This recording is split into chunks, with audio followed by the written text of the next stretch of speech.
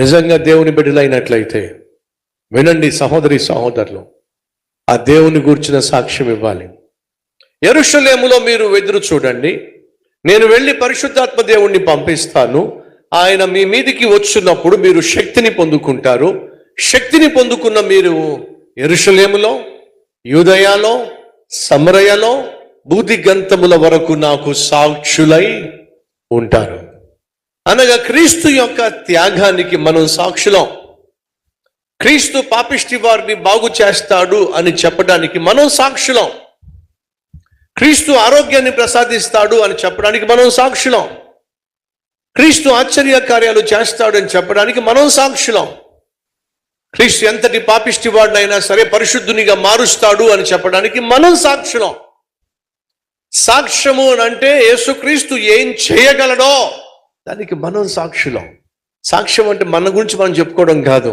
సాక్ష్యం అంటే యేసు ఏమి చేయగలడో, ఏమి చేస్తాడో దానికి మనం సాక్షులం. అర్థమవుతుందా? ఆ రోజు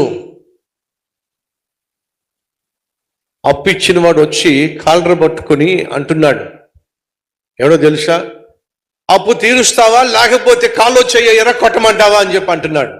అప్పు తీసుకున్న వ్యక్తి, అయ్యా ఇంకొక 4 రోజులు టైం నాకు ఇవ్వండి దయచేసి అని అంటే, అప్పిచ్చిన వాడు ఇంకా గట్టిగా కాలర్ పట్టుకుని ఇష్టం వచ్చినట్టుగా మాట్లాడుతున్నాడు.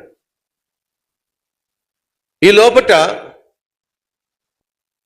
ఒక వ్యక్తి కుంటుకుంటూ వస్తున్నాడు. ఈ అప్పు తీసుకున్న వ్యక్తి ఏమో, అయ్యా నేను దేవుణ్ణి నమ్ముకున్నాను, ఆ దేవుడు నన్ను బాగు చేశాడు, ఒకప్పుడు నేను నా ఇష్టానుసారంగా జీవించాను, ఆ దేవుడు నన్ను బాగు చేశాడు కాబట్టి నేను మీ అప్పు దాచుకునేవాడిని కాదు, ఖచ్చితంగా నేను తిరిగి ఇచ్చేస్తాను. మళ్ళీ దేవుడు అంటావేమిటి? దేవుడు నా జీవితాన్ని బాగు చేశాడు అంటావేమిటి?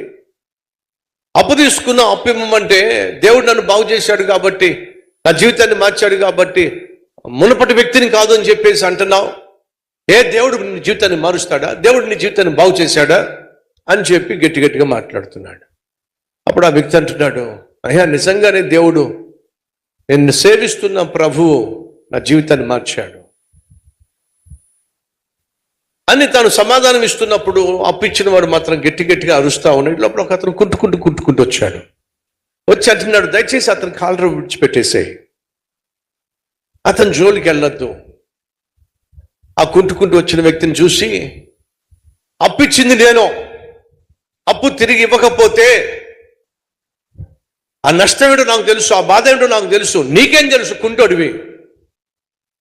ఈ రోజే కాలో చేయో తీసేస్తే తప్ప ఈ మనిషి నాకు అప్పిచ్చేలా కనిపించట్లేదు గట్టిగా మాట్లాడుతూ ఉంటే, ఆ కుంటి అతను అంటున్నాడు, అతన్ని అప్పు తీర్చేస్తాడు.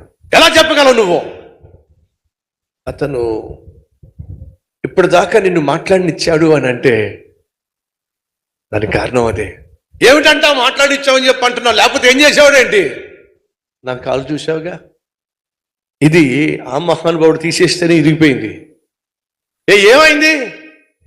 నేను కూడా ఒకప్పుడు అప్పిచ్చా, అప్పు అడగడానికి వెళ్ళా, కాలు తీసేశాడు, ఇంకా అప్పటి నుంచి అప్పు అడగల అనేసరికి కాలర పట్టుకున్నవాడు కాస్త కాలర విడిచిపెట్టి అంత దూరం నిలబడ్డాడు. ఈ కాలు విరిగిపోయినవాడు అంటున్నాడు, అతను చెప్తుంది నిజం. ఏమిటి నిజం? అతను సేవిస్తున్న దేవుడు నిజంగానే దుర్మార్గులను కూడా బాగు చేయగలడు అని చెప్పడానికి నేనే సాక్ష్యం. ఏమిటి నీ సాక్ష్యం మధ్యలో?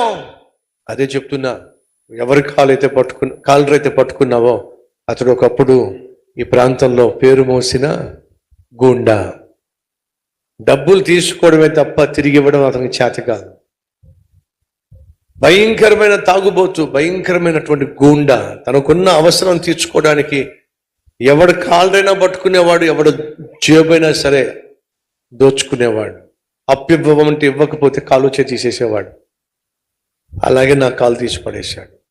అలాంటి వాడి కాలర్ను పట్టుకుంటే కామ్గా ఉన్నాడంటే కారణం తెలుసా?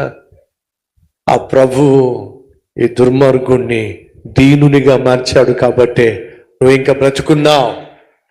ఇది కాల్డ్ సాక్ష్యం. దీన్ని ఏమంటారు? సాక్ష్యం అంటారు. సాక్ష్యం అంటే నీ గురించి నువ్వు చెప్పుకునేది కాదు, ప్రభువు గురించి చెప్పేది సాక్ష్యం. ప్రభు ఏమన్నాడు? యెరూషలేములోను, యూదయలోను, సమరయలోను మీరు నాకు సాక్షులై ఉంటారు. సహోదరుడ, సహోదరి, నువ్వు ప్రభువుకు సాక్షిగా జీవించాలి. అంటే అర్థం తెలుసా? ప్రభు నాలాంటి పాపిష్టి వాళ్ళను బాగు చేస్తాడో తెలుసా? దొంగలను బాగు చేస్తాడో తెలుసా?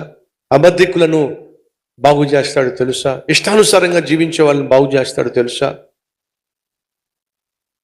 దానికి ఎవరు సాక్ష్యం? దానికి నేనే సాక్ష్యం. ఎందుకని?